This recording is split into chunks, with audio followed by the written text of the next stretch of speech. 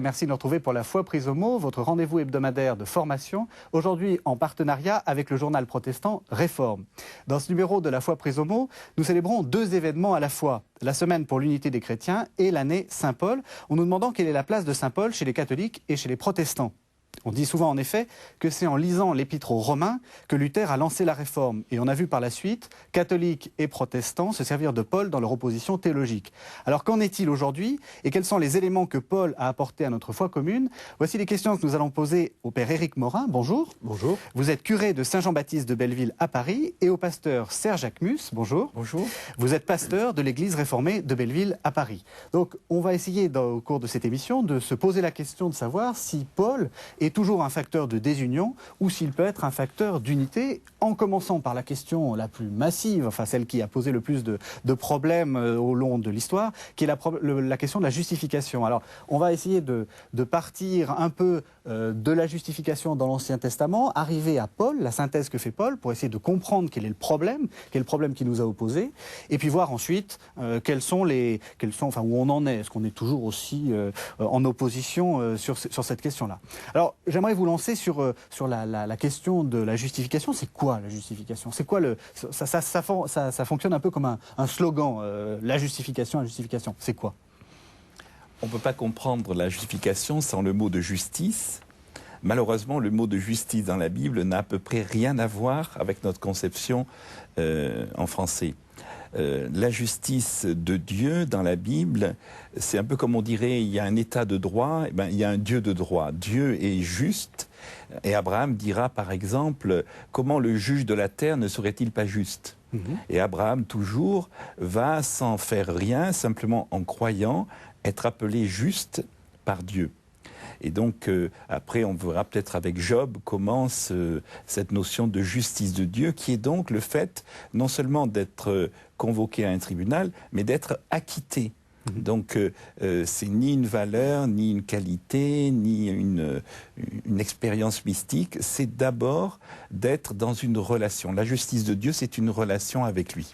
C'est-à-dire, est-ce qu'on peut dire que c'est simplement le fait d'avoir le droit d'être face à lui? On peut dire ça, je crois, et surtout d'avoir le droit de recevoir le droit d'être avec lui, voilà.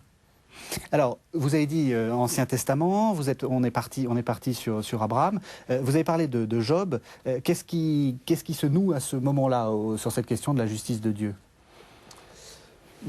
Pour une justice, pour pouvoir en rendre compte, il faut une loi. Quand on va dans le tribunal, pour que on ne tombe pas sur l'arbitraire du juge, il y a une loi. Et donc, la loi, elle peut se résumer de manière simple. Le bien engendre le bien. Et donc, le corollaire non écrit, c'est que le mal engendre le mal. Voilà. Et le problème de Job, c'est qu'il découvre que le bien engendre le mal. Et qu'il y a une force dans le cœur de l'homme qui fait qu'on répond au bien par le mal. Paul va l'appeler le péché, la démythologisant au maximum. La Bible nous offre plusieurs figures, et le livre de Job nous offre la figure du Shatan en hébreu, c'est-à-dire l'accusateur, qui est devenu Satan dans notre langue française. Mais l'accusateur, c'est le procureur général au tribunal. Et le procureur général, dans le petit conte qui inaugure toute la grande série de poèmes dramatiques du livre de Job, il fait son boulot de procureur général. Il dit à Dieu, voilà, un tel, il est juste, mais il est juste par intérêt. Et donc, à la bonté et à la justice de Job va être répondu le malheur, puisque c'est dans le malheur qu'il va pouvoir démontrer qu'il est juste sans intérêt pour le Seigneur. Et ça ne va pas se faire tout simple. Et donc, grâce à Job, on peut dire, Dieu gagne son pari contre Satan, puisque Dieu a donc été capable de créer un homme qu'il aime gratuitement. Et alors, ce qui est très intéressant, c'est de voir que les amis de Job, qu'on connaît, entendu parler, au fond, ont une théologie très pieuse. Dans les faits, si je crois, je serai heureux, si je ne crois pas, je serai malheureux. Donc ils se veulent les défenseurs de la justice de Dieu, mais ils ne sont en fait que les propagandistes des arguments de Satan qui dit il n'y a rien pour rien. Et Job, par sa révolte même, donc c'est intéressant de se dire que la révolte peut être suscitée par l'Esprit de Dieu, va se révolter contre, il dit par exemple à Dieu, mais pourquoi donnes-tu la vie aux amers de l'âme ? Très belle expression. Et c'est lui qui va parler justement de Dieu parce que à la fin, Dieu va lui faire un tour de zoo pour lui montrer qu'il y a une création énorme et qu'il ne faut pas chercher un sens, qu'il y a des bouquetins, il y a la rosée, et puis il y a Behémoth et Léviathan, deux monstres mythologiques qui symbolisent le mal, mais qui sont indoptables par l'homme et inexplicables. Et donc Job doit comprendre qu'il ne comprend pas. Et donc, arrêter d'essayer d'expliquer d'où vient le bien, d'où vient le mal, et de servir Dieu gratuitement, comme Éric disait. C'est ça, donc, la victoire de Dieu sur Satan, c'est la gratuité. Donc, on voit bien l'intérêt, parce que c'est quelque chose, finalement, ce mot justification, c'est un mot qui fait peur, mais qui est fondamental. C'est qu'est-ce qu'on fait de notre vie, d'une certaine façon. Alors, dans le judaïsme, oui. Il y a un élément qui est important, parce que pour Paul, Paul va reprendre ça, c'est que Job va crier à un avocat. Il va dire, si je ne peux pas comparaître devant Dieu, moi, tout seul, parce que vous m'accusez, eh bien, je voudrais qu'il y ait au moins un ami qui nous mette la main sur l'épaule, de part et d'autre, et qui nous permette de dialoguer ensemble. Et puis ça, c'est au chapitre 7. Et au chapitre 19, ce cri absolument extraordinaire, je veux qu'on grave mes paroles sur le roc avec un burin de plomb, je sais que mon Rédempteur est vivant.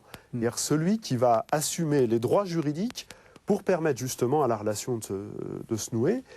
Et ça se termine, le dernier poème de Job, avant que Dieu ne prenne la parole, enfin il y a d'abord Eliaou qui intervient, où il va dire, finalement, l'accusateur, mon accusation, je m'empare comme d'une couronne et je m'en revais.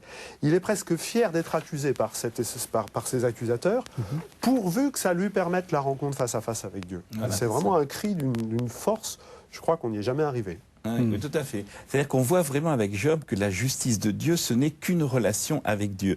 Parce qu'il y a même un verset très intéressant du chapitre 9, verset 15, où Job dit « Mais même si j'étais juste, tu ne me répondrais pas. » Donc c'est vraiment l'affirmation que toute propre justice, tout mérite n'a aucune valeur pour la relation avec Dieu qui n'est qu'une gratuité, qu'une histoire d'amour et de confiance, quoi. Sinon, Dieu est un espion, un gangster, disait mon prof. Enfin voilà, on arrive à... Sinon, Dieu est Satan, en fait. Alors, pour les Juifs, la manière la plus simple d'arriver à la justification, c'est la loi. Alors, on ne va pas rentrer dans le problème de la loi. Je le dis parce que ça va poser des questions pour la suite. Et Jésus arrive. Alors, qu'est-ce qui se passe à ce moment-là? Qu'est-ce qui est nouveau dans son message par rapport à cette question de la justification? Moi, je dirais juste une chose, c'est que Jésus, au fond, révèle un Dieu qui n'est pas juge, mais qui est miséricorde. Alors, Paul va essayer de mettre en relation la justice et la miséricorde de Dieu, qui sont des thèmes du judaïsme depuis longtemps, mais le message de Jésus, c'est de dire Dieu n'est pas un juge, Dieu est un sauveur et aussi un médecin. C'est-à-dire que l'humanité est malade et donc toutes ces guérisons sont là et ces pardons sont là pour manifester que Dieu n'est pas juge mais médecin et sauveur. Les paraboles tiennent ce couple justice-miséricorde. Les paraboles essayent toujours de tenir des choses apparemment contraires. Et je crois qu'elles produisent comme effet le sentiment d'être rendu juste par la miséricorde de Dieu. Du coup, si je suis juste, je n'ai pas à craindre le juge. Enfin, il peut y avoir une rencontre avec le juge, moi ça ne me gêne pas, je suis déjà juste. Pas parce que je suis quelqu'un de bien, parce que Jésus a décidé que je serai juste. Voilà. Et on peut même dire que Jésus raconte les paraboles pour, entre guillemets, justifier devant ceux qui sont partisans d'une justice distributive, comme les amis de Job, pour leur justice dire... distributive, c'est tu fais le mal, t'as le mal, voilà, tu fais le bien, t'as le bien. C'est les amis de Job, c'est Satan, la justice distributive, on peut dire, au niveau spirituel. Mais donc, Jésus va raconter des paraboles pour justifier le fait que Dieu est miséricorde et pardon, et même plus que ça, à un moment, il dit, mais il faut que vous dépensiez tout. Il y a non seulement une gratuité, mais une générosité de la grâce, qui est le grand message de l'Évangile. Les beaucoup de pain et poissons multipliés, et il en reste. Enfin, c'est cette profusion de la miséricorde et pas le caractère étriqué d'une justice distributive. C'est du coup, effectivement, le mode de relation à Dieu, et je crois que Jésus, c'est celui qui est allé le plus loin dans cette conviction de la paternité de Dieu, qui va devenir la clé de voûte de l'Évangile. On ne peut pas dire que c'est le premier ou que c'est celui qui est le seul à en avoir parlé. Il est allé jusqu'au bout de la logique. Et la logique du Père qui donne la vie, c'est la gratuité. Pourquoi un père donne-t-il la vie? Pour avoir le bonheur de voir vivre ses enfants, pour voir par amour de la vie et de voir la vie vécue par ses enfants. Et il attend quoi de ses enfants? Qu'ils vivent et qu'ils soient heureux de la vivre et qu'ils la transmettent à leur tour. Et je crois que Jésus fait reposer la relation à Dieu exclusivement sur cette conception de la paternité, qui est l'expression qui est la plus fréquente dans le Sermon sur la montagne. On ne le voit pas parce qu'on est tellement habitué, mais votre Père qui est aux cieux, votre Père qui est aux cieux, votre Père. Lisez une fois le Sermon sur la montagne en entier, c'est l'affirmation massive qui nous tombe dessus. Alors, oui, pardon. Non. C'est un père qui n'est pas le père de la loi, qui surveille, mais au contraire le père qui fait vivre, qui aime. Je me souviens, un menuisier un jour m'a dit « Mais pourquoi moi qui travaille sérieusement, je ne serais pas sauvé alors qu'un sortant de prison qui a la foi, il serait sauvé ?» Je lui ai dit « Mais vous voyez votre enfant qui est avec vous, supposez que l'année prochaine il travaille mal à l'école, est-ce que vous l'aimerez toujours ?» Il m'a dit oui, et je pense qu'il a compris quelque chose sur cet amour inconditionnel du Père. Alors on voit bien, donc il y a la justice comme relation à Dieu. Après, vous avez dit, Job, le fait que ça ne soit pas rétributif, distributif, comme vous avez dit, la gratuité, et on va arriver, donc c'est Jésus, et on va arriver à Paul. Alors qu'est-ce qu'il nous dit, Paul? C'est quoi ça, ce qu'on appelle la doctrine de la justification? En quelques mots, qu'est-ce qu'il dit sur le fait d'avoir le droit de comparaître devant Dieu?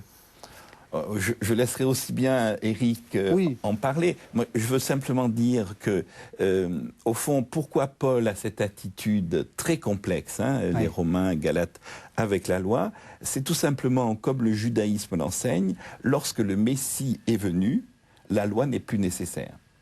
Et donc c'est la question fondamentale de la messianité de Jésus qui pousse Paul à dire deux choses, en gros, que la loi est bonne, mais que ce n'est pas elle qui nous permet d'avoir une relation avec Dieu. Au contraire, elle nous montre que nous sommes éloignés de Dieu, que nous nous confions en nous-mêmes, dans nos mérites, et que c'est au contraire en faisant confiance à Dieu, comme on vient de le dire pour Job et pour d'autres, que nous avons une relation avec Dieu. Mais ce que nous faisons, nos mérites, nos qualités, tout cela, ne nous permet pas d'être en relation avec Dieu. Et il va même beaucoup plus loin en disant que même si c'était possible que quelqu'un obéisse à la loi, les 613 commandements par exemple, il n'en serait pas pour autant juste, c'est-à-dire il n'aurait pas pour autant une relation avec Dieu s'il n'a pas la foi.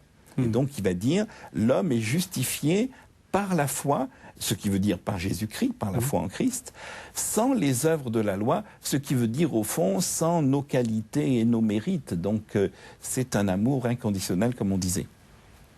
Oui, et je crois que effectivement le premier point essentiel sur cette question d'être rendu juste, être la doctrine de la justification, c'est pas un mot qu'on utilise tous les jours, mais être ajusté, c'est quelque chose qu'on utilise plus fréquemment, surtout avec les ordinateurs. Double clic et hop, les lettres sont ajustées les unes par rapport aux autres. Être mises à notre juste place. Et ça, c'est l'œuvre du Messie.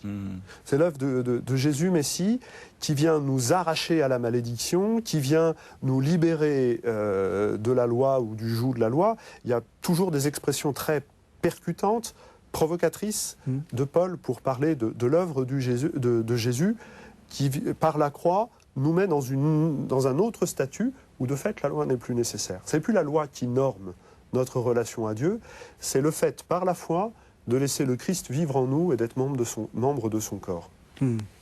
Alors, comment est-ce qu'on peut comprendre ce fameux slogan qu'on trouve dans l'Épître aux Galates 3.6 ou en Romains 4, dans les versets 3.9, c'est la foi qui justifie le pécheur. Vous l'avez dit, mais la foi, elle va, elle vient... Alors c'est vrai que dans la lettre aux Romains au chapitre 4, justement, déclenché par les versets que vous venez de citer, Paul retourne sur l'histoire d'Abraham et dit qu'est-ce qui fait que Abraham est un homme juste. Alors il regarde, il a une exégèse extrêmement précise, se dégageant des interprétations juives de son temps, qui en gros consistaient à interpréter le chapitre 15 et le chapitre 22 l'un sur l'autre. Au chapitre 15, verset 6, Dieu dit, le texte dit « Abraham crut et cela lui fut compté comme justice ». Et l'exégèse juive contemporaine de Paul, on en a des traces dans la lettre de Jacques, disait qu'est-ce qui fait qu'Abraham a cru? Il a sacrifié Isaac. Et donc on superpose les deux textes, ce qui est une exégèse très pertinente, Oui, qui était même assez facile. Et Paul dit non, parce que avant, Abraham crut, c'est ça qui lui a été compté comme justice, et la circoncision a été donnée après. La circoncision, qui est une métonymie, c'est-à-dire qui est un élément pour désigner l'ensemble de la loi, a été donnée après, c'est de fait au chapitre 17 qui vient après le chapitre 15. Et donc Paul dit, Abraham crut, ça lui a été compté justice avant la loi, puisque c'est avant la circoncision. Donc qu'est-ce que Dieu attend de l'homme pour pouvoir considérer que c'est un homme juste? C'est qu'il croit. Alors la faiblesse de Paul, c'est de ne pas donner le contenu de la foi. Il fait au chapitre 4 de la lettre aux Romains un bel anachronisme en disant « Abraham a cru ». Alors là, cette fois-ci, il va au chapitre 18, cette magnifique rencontre avec les trois ou le visiteur, la Trinité, qui promet la figure de la Trinité dans la tradition postérieure chrétienne. Et Abraham crut, puisqu'il a espéré contre toute espérance que dans des corps nécrosés, Abraham et Sarah avaient à peu près 100 ans, Dieu serait capable de donner la vie. Et donc, la foi d'Abraham, c'est la foi en la mort et la résurrection de Jésus. Bel anachronisme, mais qui en même temps nous dit, si vous voulez croire comme Abraham, croyez en Jésus mort et ressuscité, vous aurez l'ouverture d'être qui vous rend juste aux yeux de Dieu. Oui, c'est-à-dire que, en fait, il faut bien comprendre que pour Paul, la foi, c'est le Christ. D'ailleurs, dans Galates et dans Romains, il n'est pas question de la foi en Christ, il est question de la foi du Christ. La foi du Christ, Fides Christi. Ce qui veut dire que, comme le Père Morin vient de le dire, en fait, Paul a vraiment reçu une révélation qui est qui n'est pas une nouveauté, mais qui est vraiment un changement de niveau et qui permet une lecture nouvelle même du Premier Testament. C'est pour ça que la notion de justice de Dieu, dont on a parlé au début, disant que c'est une relation avec Dieu et tout ça, Paul la comprend dans Romains 1, 16, 17, comme étant, non pas comme ayant, mais comme étant la puissance de Dieu. Au fond, la justice de Dieu, c'est ce qui dorénavant, par Jésus-Christ, saisit ce monde et en élimine tout le mal, toute la violence, pour ceux qui croient, bien sûr, puisque Dieu respecte l'homme. Et donc, cette conception que l'Évangile est la puissance de Dieu pour le salut, c'est-à-dire la délivrance de tout homme qui croit, puisque pour Paul, comme pour Jésus, la liberté de l'homme n'est réelle que quand il est délivré par Dieu. L'homme part toujours d'un statut de prisonnier, d'esclave de lui-même, de ses passions, du monde, du mal. Et donc c'est Dieu qui, par sa justice, va délivrer l'homme de toutes les chaînes qu'il enchaîne dans sa vie concrète. Alors, le schéma qui revient constamment sous la plume de Paul pour décrire ça, c'est l'Exode. De manière très ramassée, de manière très concentrée, de manière baptismale.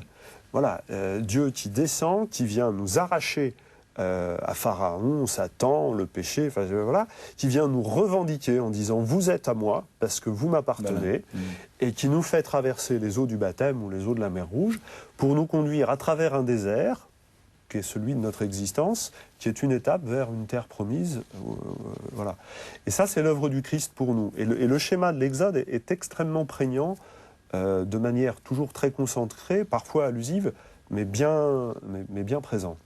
Alors, le problème, c'est que Paul, il écrit il y a 2000 ans, il est dans son système juif, il se rend compte que le Christ est celui qui vient. Qui est un peu explosé. Qui est un peu explosé, mais bon, mettons, il est dans son système, et d'une certaine façon, il se dit, bon sang, mais c'est bien sûr, c'est la foi au Christ qui sauve. 2000 ans après, est-ce que ça a encore du sens? Parce que la foi au Christ, quel contenu on lui donne maintenant? On nage dedans sans y nager vraiment. Est-ce que ça a encore du sens de dire ça, qu'on est sauvé par la foi au Christ? Oui, par exemple, je prends un exemple simple, la consommation. Nous savons bien, les sociologues nous disent que lorsque nous consommons, c'est pas seulement l'objet que nous consommons, mais c'est la valeur qu'il va nous accorder. D'ailleurs, la publicité se sert bien de cela. Ce qui fait que le désir de donner une image de soi devient une auto-justification. Vous voyez? Et donc, très concrètement, aujourd'hui, notre rapport à la consommation, à l'image, etc., qui fonctionne comme des faire-valoir, comme des auto-justifications, qui me donnent un sens, parce que le regard des autres, c'est ça qui me donne un sens, sont prodigieusement remis en question par le fait que tout à coup, je reçois mon identité non pas des autres, non pas de moi, mais de quelqu'un d'autre, qui est le Christ, et qui me donne la permission illimitée d'être moi-même, qui fait que je ne suis plus coupable de rien, je n'ai plus rien à mériter, et parce que je suis approuvé, je n'ai rien à prouver. Je suis parfaitement d'accord. On peut revenir sur le mot de justifier, qu'on a proposé tout à l'heure comme synonyme de justification. Et je crois que beaucoup de personnes se posent la question de savoir qu'est-ce qui justifie mon existence. Et le message de Paul, les lettres de Paul, sont à la fois extrêmement décapantes, extrêmement arides, mais en même temps extrêmement libérants. Qu'est-ce qui justifie mon existence? Rien. Alors c'est l'aridité la plus sèche, rien, et du coup c'est la gratuité possible d'une relation à Dieu, et du coup c'est le don qui est redécouvert. Il le dit, il utilise à côté du vocabulaire de la justification, il utilise dans les lettres aux Corinthiens un autre vocabulaire qui est celui de la fierté, qu'on traduit parfois par celui de l'orgueil. Et je trouve que de quoi est-ce que je peux être fier de ma vie? C'est une question pleinement humaine que je me pose, moi, régulièrement. Et encore maintenant, maintenant, 2000 ans après. De quoi je peux être fier, de ce que j'ai fait. Et Paul n'exclut rien. Il dit, vous pouvez être fier de ce que vous avez fait dans le Seigneur, et pas face au Seigneur. C'est pour ça qu'on pourrait dire que, même si je pratiquais toute la loi, si j'ai pas la foi...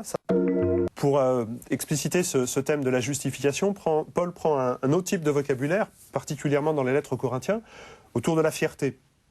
De quoi est-ce que je peux être fier? C'est une question que tout le monde se pose régulièrement. Et Paul n'exclut pas qu'on puisse être fier de ce qu'on a réalisé. Mais il y a être fier devant le Seigneur ou être fier dans le Seigneur. Et c'est là où on rejoint la problématique. Si on réalisait toute la loi sans la foi, eh ben finalement... ce ne serait pas juste parce qu'on arrive devant le Seigneur, on lui propose tout ce qu'on a fait, on en est fier, c'est très bien, c'est beau, c'est parfait, mais où est la gratuité, où est la relation? Et donc ce sur quoi Paul réfléchit, c'est de dire ce dont on peut être fier, c'est d'être fier dans le Seigneur, d'avoir été aimé par le Seigneur jusqu'à ce point-là, que le Fils de Dieu ait livré sa vie pour les pécheurs que nous étions. Voilà ce qui donne sens à ma vie, voilà ce qui donne du poids. Et c'est libérant pour passer à l'acte. C'est pas au contraire disant puisque rien ne justifie ma vie, sinon la gratuité de Dieu, j'ai plus rien à faire. Non, au contraire, ça libère. Ça libère les mains. Oui, et ça, au fond, ça fait que l'homme comprend qu'il n'est pas un faire humain, mais un être humain. Parce que c'est pas ses performances, ses actions, sa piété, sa prière, sa pensée qui sont au centre, mais c'est son être. Et donc, cette phrase magnifique de Corinthiens a pris dans Jérémie, je crois, que celui qui se glorifie dans le Seigneur, est d'une actualité brûlante pour nous aujourd'hui, parce que ça nous renvoie au fond à la vraie humanité de l'homme et à la vraie divinité de Dieu. Je crois que le combat de Paul, ça a été ça, de faire que Dieu soit vraiment Dieu, que l'homme soit vraiment homme, et que nous acceptions d'être acceptés, que nous n'avons pas à avoir des prouesses, des qualités pour être acceptables, quoi que ce soit, mais qu'il y a cette action de Dieu, qui est la justice de Dieu, qui fait que, si je subis, entre guillemets, la justice de Dieu, je suis justifié. D'où le mot de justification. Des mots un peu compliqués aujourd'hui, mais qui veulent dire ça, finalement. Voilà. Alors, et entre Dieu vraiment Dieu, l'homme vraiment homme, il y a le Christ, image de Dieu, c'est-à-dire vérité de Dieu pour l'homme et vérité de l'homme pour Dieu. Voilà. Alors là, c'était formidable, vous jouez les princes de la paix et les merveilleux conseillers, sauf qu'on s'est tapé dessus pendant des siècles là-dessus. Alors où s'est noué le problème? Pourquoi est-ce que Paul a été mal compris? Où est-ce qu'il a été bien compris? Et qu'est-ce qui s'est joué au niveau de la réforme? Parce que là, vous êtes tous les deux d'accord. Ça serait évident que Paul viendrait aujourd'hui. Benoît XVI a suffisamment travaillé sur ce thème où il y aurait, je ne dis pas aucun problème, parce qu'on dira où il y a des divergences, mais qui ne sont plus séparatrices aujourd'hui. La séparation a eu lieu au XVIe siècle, parce que je dirais que du côté catholique, vous me corrigerez si c'est faux, la notion sur laquelle on est alors à 100% d'accord aujourd'hui, que l'Évangile est une puissance, c'est-à-dire un dynamisme de vie et de salut, n'était pas très clair dans l'Église sortant du Moyen-Âge et de tout ça. Et donc, Paul, je vous rappelle ce qui s'est passé. Paul était un moine augustinien. Luther. J'ai dit Paul ? Oui. C'est un lapsus significatif. Très révélateur. Voilà, je reconnais. Voilà. C'est le péché de l'Église réformée, ça. Est-ce qu'on peut dire un mot sur Saint Augustin, peut-être ? Oui. Parce que, justement, on ne comprend pas Luther sans Saint Augustin. Dès la mort de Paul, on voit bien les pères de l'Église commencent à avoir des problèmes avec ce qu'il faut bien dire est une sorte de folie spirituelle. Parce que si on poussait juste au bout le fait qu'il faut surtout rien faire pour être sauvé, mais alors, comme les gens disaient à Paul, mais alors, péchons, il y aura plus de bien, puisqu'au plus on fait le mal.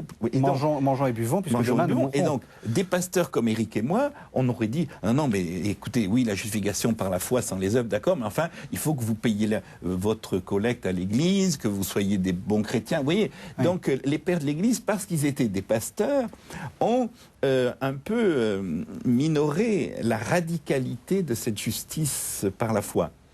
Il a fallu attendre Saint Augustin, à cause de ce qui, à l'époque, on ne le savait pas, mais était une hérésie très grave de Pélage, qui a dit, bien sûr, l'amour de Dieu, la grâce de Dieu, la justice de Dieu, mais il faut que l'homme fasse un effort pour la recevoir. Et c'est là que Saint Augustin, profondément illuminé par le Saint-Esprit, découvre que la justice de Dieu, c'est pas celle que l'homme fait pour l'obtenir, mais c'est celle que Dieu donne à l'homme. Pareil pour la sagesse de Dieu, c'est pas l'effort de sagesse que l'homme doit faire pour aller vers Dieu, mais c'est la sagesse que Dieu donne à l'homme. Donc voilà. Et donc il va condamner Pélage en disant non, c'est la grâce, c'est-à-dire au fond c'est une façon de dire c'est Dieu qui sauve, c'est pas l'homme qui se sauve, quoi. Et il y a eu des réformes constamment dans l'Église, celle de Saint-Augustin qui rappelle ce que dit Paul. Et je crois qu'on a constamment besoin de se le rappeler. C'est une conversion permanente, à la fois du point de vue personnel et à la fois du point de vue de toute l'Église qui doit, génération après génération, reprendre ça. Alors il y a Saint-Augustin qui est bien connu, il y en a une autre réforme qui s'est plutôt bien passée, Bernard de Clairvaux et Grégoire VII comme pape, où là aussi Bernard de Clairvaux dit... c'est la grâce qui nous sauve, c'est l'amour de Dieu qui nous sauve. Dans un contexte mystique, dans un contexte d'une théologie scolastique, de débat avec Abélard, etc. etc. Mais finalement, c'est le même mouvement de l'Évangile qui, dans une situation donnée, produit de manière harmonieuse, puisqu'il y a un grand spirituel accompagné par un grand pape, qui fait que le mouvement se passe bien. Un exemple très concret de Saint Bernard qui m'a beaucoup réjoui, on parlait tout à l'heure que la justice de Dieu est une relation. Donc il y a un psaume 86 qui dit, 85 pour les catholiques, qui dit la justice et le droit sont la base de ton trône. Et Saint Bernard, en bon exégète de son époque, explique que la justice de Dieu, c'est une bonne relation que chacun doit avoir. Alors, il spécifie très bien avec ses responsables, avec ses égaux, avec ceux dont on est responsable. Donc, c'est très beau de voir qu'un homme spirituel, en fait, comprend Paul, même dans l'Ancien Testament, quoi. Alors, Luther. Donc, Luther est un moine augustin. Oui. Donc, il a beaucoup lu donc, qui est pétri de la grâce et tout ça. Mais, alors, on est dans une époque de peur. Je pense qu'on n'a pas le temps d'aborder toutes les questions, toutes les raisons sociologiques ou humaines ou géographiques de nos divisions. Mais il faut aussi savoir que ça existe. Tout n'est pas doctrinal, mais on est sur ce plan théologique ici, aujourd'hui. Donc, dans une ambiance de peur, où tout le monde se demande où vais-je passer l'éternité, est-ce que je vais aller au paradis ou en enfer, Luther, en moine consciencieux, qui fait son salut, comme on disait à l'époque, va ne pas y arriver. Et donc il va, comme il était professeur d'Écriture sainte, il va tordre, comme il dit, enfin tordre dans le sens travailler les textes, et particulièrement Romains 1, versets 16 et 17, dont on parlait, l'évangile est puissance de Dieu pour la révélation de la justice de Dieu. Alors, il raconte ça à la fin de sa vie, c'est intéressant. Il dit, mais je me suis révolté. Il disait, mais non seulement je suis troublé par cet évangile, mais en plus il faut que l'évangile amène la justice de Dieu. Donc il comprenait, inspiré par Satan entre guillemets, que la justice de Dieu, c'est la justice active et distributive que Dieu nous demande. Et donc il s'est battu en professeur de théologie avec ce texte, et puis tout à coup, il s'est rendu compte de la suite. Le juste vivra par la foi, qui est une citation qu'on a oubliée tout à l'heure dans notre parcours du Premier Testament du prophète Habakkuk. Le juste vit par la foi. Et donc, Paul cite Habakkuk, et Luther découvre, en fait, et à un moment où il découvre ça, il dit, mais j'ai eu l'impression que les portes du paradis s'ouvraient, que tout à coup j'ai compris, comme saint Augustin le disait avant, que la justice de Dieu, c'est pas celle qu'il nous demande, mais celle qu'il nous donne. Et tout a démarré à ce moment-là. Et alors après, toutes les violences et les souffrances, au fond, ne sont que les conséquences de cette découverte qui est, je crois, un avènement d'un langage nouveau, qui est vraiment une découverte réformatrice, qui est un événement fondamental, bon, malheureusement qui nous a divisés, mais qui aujourd'hui ne nous divise plus, puisque la justification par la foi est complètement crue et prêchée par les catholiques. Alors là, ce que vient de dire le pasteur, ça nous choque pas. Pourquoi est-ce que les catholiques ont résisté à cette idée-là ? Je connais pas bien tout ce qui s'est passé à cette époque-là. Je vois deux choses. D'abord, les gens n'étaient pas à la hauteur. Il n'y avait pas Grégoire VII comme pape. Voilà, on peut le dire simplement. Les catholiques, les grandes figures catholiques de cette époque voulaient une réforme. Et qu'on associe habituellement, en tout cas moi, qui n'ai pas une grande culture concernant cette époque, Luther et l'avènement de l'imprimerie comme étant deux phénomènes voisins. Tout d'un coup, les gens ont accès à la lecture de l'écriture. Donc il faut accompagner ce mouvement-là. Voilà. Luther le devance un tout petit peu, l'Église catholique et ses institutions trébuchent un tout petit peu parce que le pape n'est pas à la hauteur, je crois qu'on peut quand même le dire, mais il y a quelques grands cardinaux comme Cachetan et tout ça qui seraient prêts en fait. Bellarmin, il y a de grandes figures. Qui appellent une réforme et qui va trébucher et mettre du temps à se réaliser. Voilà. Sur le fond, il y a un autre élément, Serge, tu disais tout à l'heure que nous, pasteurs, on doit quand même bien accompagner la démarche des gens. Et c'est vrai que parfois, quand je dois accompagner une démarche spirituelle ou une demande de religiosité, comme curé de paroisse, et je sais qu'en bas de la colline, c'est à peu près pareil, on n'est pas à dire aux gens, c'est seule la foi qui justifie, vous n'avez pas à faire d'œuvre. Bon, les gens, ils veulent mettre des cierges, c'est pas un péché. La question, c'est qu'il faut se laisser constamment évangéliser toutes nos pratiques. Alors, entre l'un, entre l'autre, comment les choses ont pu se tenir. Et puis, alors, de manière plus polémique, le discours de Luther sur les sacrements va déranger la foi catholique. Je crois qu'il a un mérite extraordinaire sur l'Eucharistie. Brièvement, je parle sous votre contrôle, il dit, du coup, on peut laisser tomber une partie des sacrements d'une certaine façon. Non, ça, ce sont des... Non, je vous répète, Luther a dit au pape de l'époque... Est-ce que je peux me permettre une plaisanterie sur ce sujet du rapport entre Luther et le pape, C'est une plaisanterie pour faire comprendre les choses, à quel niveau ça se passe. Le pape de l'époque meurt. C'est une histoire pas vraie, mais c'est juste pour faire comprendre. Le pape de l'époque meurt après Luther. Il arrive au paradis, il frappe à la porte, Saint-Pierre se présente, il regarde qui est là, il dit « Ah, c'est mon successeur, j'ai pas besoin de lui ouvrir, il a la clé. » Et il retourne louer le Seigneur, et puis... Voilà que le pape continue à frapper à la porte. Alors, Pierre, un peu énervé, se retourne à la porte. Il dit, mais imbécile, tu sais bien que tu as les clés. Et le pape de dehors dit, oui, j'ai les clés, mais Luther a changé la serrure. Voilà. C'est une façon de dire que ça touche des choses fondamentales, parce que des réformes, comme Éric disait, il y en a eu tout le temps. Mais là, c'est pas une révolte, c'est pas contre les richesses de l'Église ou de changer les sacrements. Non, Luther disait au pape, mais si vous acceptez la justification par la foi seule, moi je me soumets à vous, je vous baise les pieds. Donc, et ça a été très dur pour lui, il a souffert et à un moment il a dit, Je ne peux pas autrement. Ma conscience est liée par la parole de Dieu. Je ne sais pas si c'est ça que tu voulais dire, mais il a osé se sentir plus lié par la parole de Dieu que par les avantages de sa vie. C'est sûr qu'à un moment, quand il dit même un concile peut se tromper, et je ne sais plus à quelle circonstance il le dit, il y a tout un mode de dialogue qui fait que ça ne marche plus. Voilà, donc à ce moment-là, il y a séparation. Et je vais revenir sur les sacrements, parce que la théologie de l'Eucharistie à l'époque, elle ne nourrit pas le peuple de Dieu. Oui, on va le dire ça simplement. Ils sont perdus dans des détails scolastiques qui sont très intéressants, mais ça ne nourrit plus le peuple de Dieu. Et Luther a le coup de génie, on va le dire comme ça, de remettre la théologie de l'incarnation pour comprendre l'Eucharistie. Et il va dire, mais finalement, célébrer l'Eucharistie, c'est plus un acte singulier, ce que laissait croire une certaine réflexion scolastique, mais c'est le mystère de l'incarnation qui se perpétue.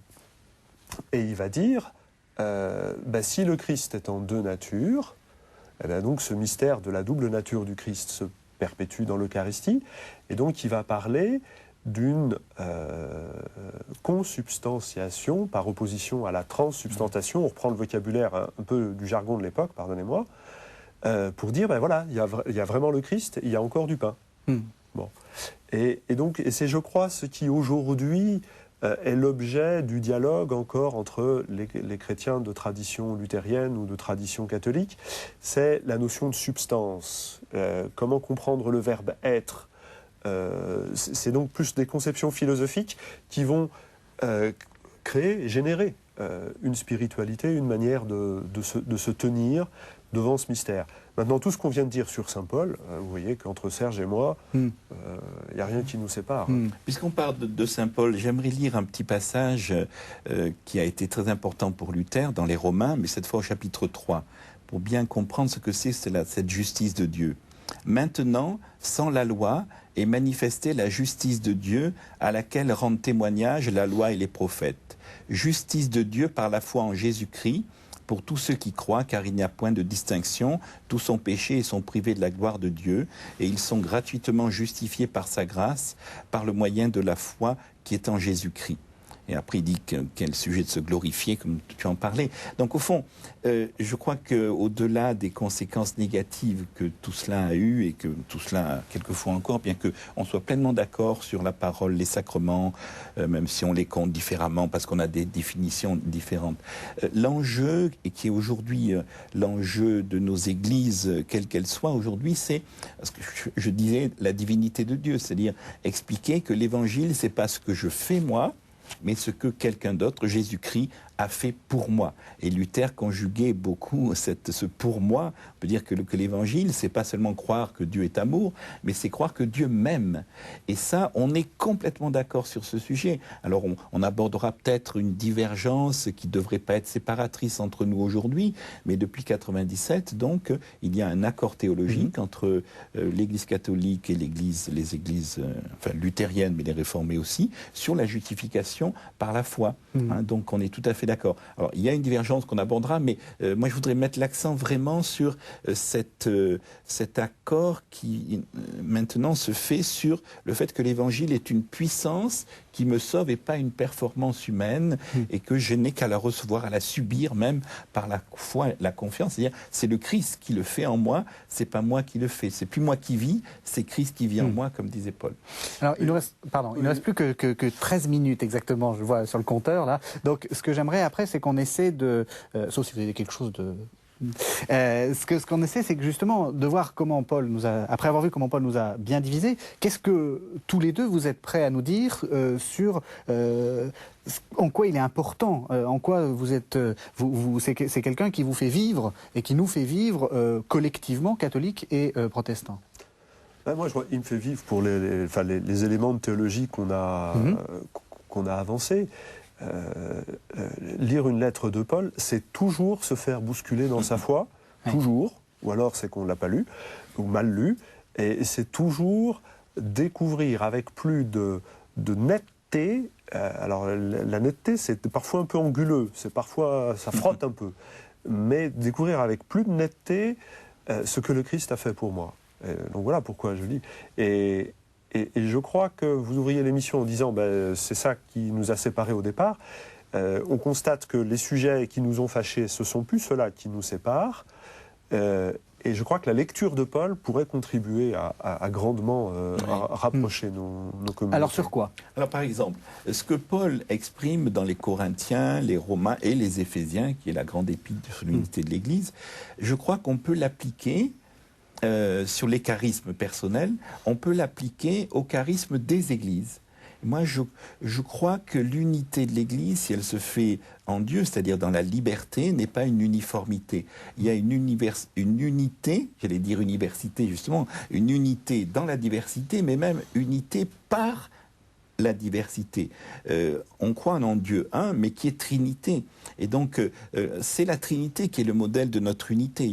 Moi, c'est la première chose que Paul, en plus de ma foi personnelle, dans mon Église, mais dans nos relations entre Églises, de comprendre que, je ne sais pas, les catholiques ont le charisme de l'institution, par exemple, les protestants ont le charisme de l'inspiration. Et là, justement, alors je dirais, moi, je me place plutôt du côté de Paul. Je vais expliquer pourquoi. Parce qu'il me semble que dans l'apostolat du Nouveau Testament, on a une dualité, mais qui est voulue de Dieu, bizarrement. C'est-à-dire qu'on a d'un côté les 12, qui sont l'apostolat institutionnel, et on a de l'autre côté l'apôtre Paul, qui est un apostolat charismatique et spirituel. Et on n'a pas le temps de voir comment ils se sont parlé ou pas parlé, dans tous les cas, comment Paul a repris Pierre, etc. Mais je crois qu'aujourd'hui, cette dualité dans l'apostolat lui-même, qui est un enjeu fondamental pour nos églises, a beaucoup de choses à nous dire pour non seulement l'équilibre entre institution et événement, mais de savoir que les deux sont nécessaires. Si on n'est qu'institution, on est dans le légalisme. Si on n'est qu'événement, c'est l'anarchie. Donc on a besoin les uns des autres. Les catholiques ont besoin de Luther, les protestants ont besoin de Saint-Augustin. On a besoin les uns des autres pour vivre à la fois la tradition et l'inspiration. Vous voyez? Et je pense que là, aujourd'hui, l'amour que Paul avait pour les Juifs, par exemple, qui ne croyaient pas en Jésus comme Messie, est une inspiration pour notre dialogue écuménique, parce que on voit que le mystère d'Israël, dans Romains 9 à 11, peut être compris aussi dans l'unité de l'Église. C'est-à-dire, ce que je veux dire, c'est que si on est séparé, c'est parce qu'on est déraciné de notre racine juive, je crois. Et que finalement, l'important, c'est que par le Christ, nous soyons un. Et une fois que Israël aura repris sa place, on ne sait pas comment, eh bien, nous découvrirons que, en fait, nous ne sommes pas si loin les uns des autres parce que nous aurons retrouvé notre racine commune, qui est Israël. Je voudrais souligner dans le propos de Serge que tu as placé Paul du côté du charisme, de l'événement, et pas de l'institution. Et je trouve important que les catholiques entendent qu'un pasteur protestant ne fait pas le procès de Paul en disant c'est lui qui a dogmatisé et qui a verrouillé l'Église, ce qui se dit fréquemment dans nos communautés catholiques. Voilà, on pourrait reprendre ça. Après ça, la manière que tu as de nous proposer le dialogue œcuménique en voyant des charismes propres à chacune des communautés, je crois que c'est justement un des enjeux du dialogue de la théologie œcuménique. C'est pas tout à fait comme ça que les écrits concernant l'œcuménisme du Concile Vatican II voient les choses. Ils voient les choses davantage en cercle concentrique. Et justement, nos frères protestants nous disent on pourrait voir autre chose. C'est ça. Donc c'est vraiment, je crois, l'enjeu du dialogue œcuménique. Vatican II et l'Église catholique, juste pour spécifier ce que tu dis, part de l'Église universelle, si vous voulez, alors que les orthodoxes et les protestants, on part de l'Église locale comme étant l'Église universelle. Par exemple, Paul dit dans 1 Corinthiens 1, l'Église de Dieu qui est à Corinthe. C'est-à-dire, à Corinthe, il y a la plénitude de l'Église. Alors que du côté catholique, on va plutôt voir l'universalité de l'Église sur un plan général. Et donc ensuite, il y a des églises locales. Quoi, voilà. Et on voit bien que le dialogue est tout à fait possible, parce que les deux peuvent être pris en compte. Et par contre, je crois extrêmement important ce que tu as dit. Si nous sommes séparés, c'est parce que nous manquons de lien avec nos racines juives. Et revenir à nos racines juives, c'est pas altérer le discours de Paul. Non. Et je crois qu'il y aurait quelque chose qu'on pourrait bénéficier, et les textes de Paul nous y aideront directement, c'est retrouver une juste notion du corps. on a conservé, nous, chrétiens occidentaux, une conception helléniste de la personne humaine avec des niveaux d'existence, ce qui n'est pas du tout la conception... En particulier avec l'âme, le corps, l'âme, l'esprit... L'âme dans un corps, etc.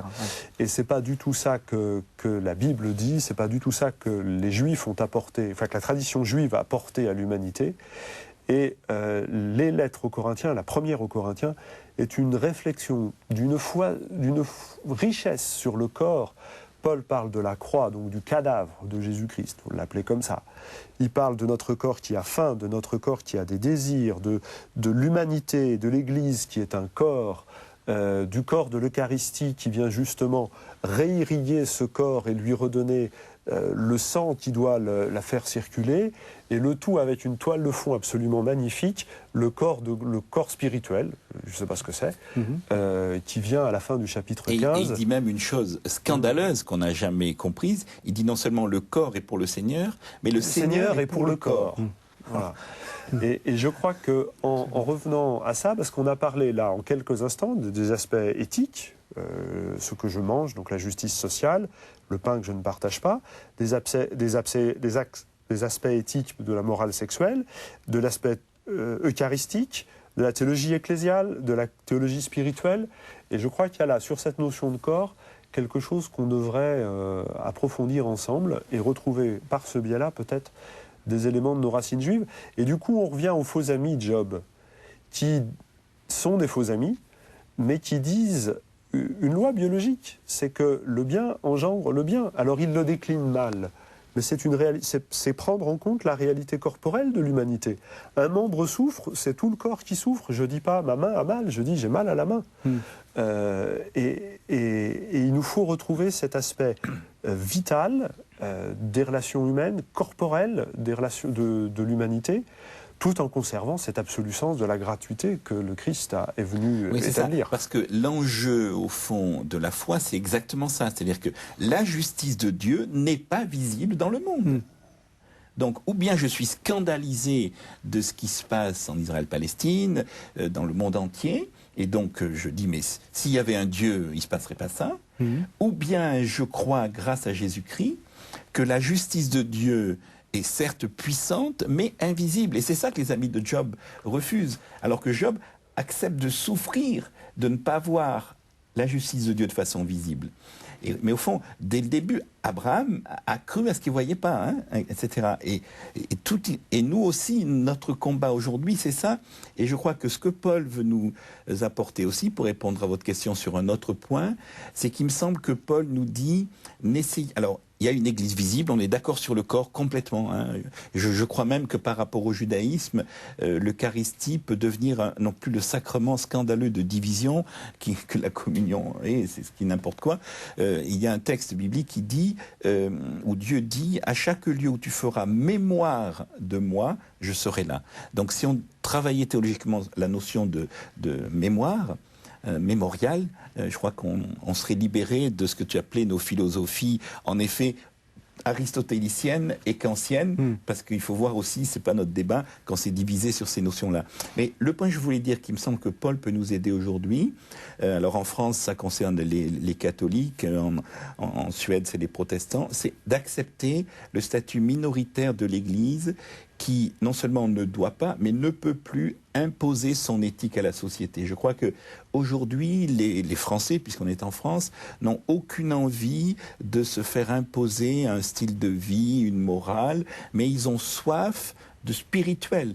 Et si nous restons cantonnés dans le schéma passé de la chrétienté, où l'Église alliée avec l'État, imposée à la société, et je méprise pas ça, parce que ça a été un ferment de conservation. Mais aujourd'hui, nous respirons la laïcité, et on ne fera pas marche arrière, et nous devons accepter de n'avoir comme seule persuasion que la vie du Christ ressuscité qui vit en nous. Et je crois que c'est ça que nos contemporains cherchent, et je crois que Jésus-Christ peut vraiment, au travers de nous, là on est d'accord sur la fonction, l'Église coopère, la catholique comme la protestante, disons la protestante dira qu'elle annonce ce salut alors que la catholique dira qu'elle le donne, donc c'est là où on en est. dans notre divergence, et je crois que ce n'est pas une divergence séparatrice, mais notre mission commune, et c'est ça que j'ai à cœur, c'est que, moi, le protestant, j'arrête de dire aux catholiques, votre évangile, il n'est pas très pur, parce qu'il y a des tas de choses, et puis que les catholiques arrêtent de dire aux protestants, ah, mais il y a une richesse de l'évangile, et vous restez que sur la justification. C'est que nous soyons ensemble, en étant tout à fait dans la vérité théologique. On n'est pas en train de faire du confusionnisme, mais d'accepter notre différence, comme en Dieu, il y a une différence aussi, et d'être témoin de cet amour ressuscité, de cette vie ressuscitée du Christ pour nos contemporains qui le cherchent. Est-ce que vous êtes d'accord d'un mot, parce qu'il nous reste à peine 1 minute 30? Oui, je suis d'accord. Je crois que j'espère que les téléspectateurs qu'on voit bien, il y a un endroit où on ne dit pas la même chose. Oui. Sur le rôle de l'Église, sur les sacrements, la substance, le verbe être, mais que finalement, on peut trouver, et on a peut-être trouvé, une posture commune devant les Écritures qui pourrait nous aider d'avancer. Oui. Voilà. Quand tu célèbres la scène, quand je célèbre l'Eucharistie, je ne suis pas sûr qu'on mette tout exactement de la même façon, qu'on ne le vit pas de la même façon. Et on ne va pas essayer de faire croire, mais on sait qu'on a une posture commune devant les Écritures qui pourrait nous faire avancer. Oui. Et Saint Paul nous y aide. Eh bien, écoutez, merci à tous les deux. Il y a 2 sites que j'aimerais vous recommander pour Saint Paul. C'est www.annesaintpaul.fr, où vous trouverez beaucoup d'informations sur l'année Saint Paul et aussi sur des pistes pour lire les épîtres de Paul. Et Paris Notre-Dame va consacrer un numéro à Saint Paul à la mi-février. Vous pouvez trouver ces informations sur www.parisnotredame.fr. Et je rappelle que cette émission est en partenariat avec le magazine Réforme, et nous en sommes très heureux. Merci à tous les deux, merci d'avoir accepté de discuter, et on se retrouve la semaine prochaine pour un nouveau numéro de La Foi prise au mot.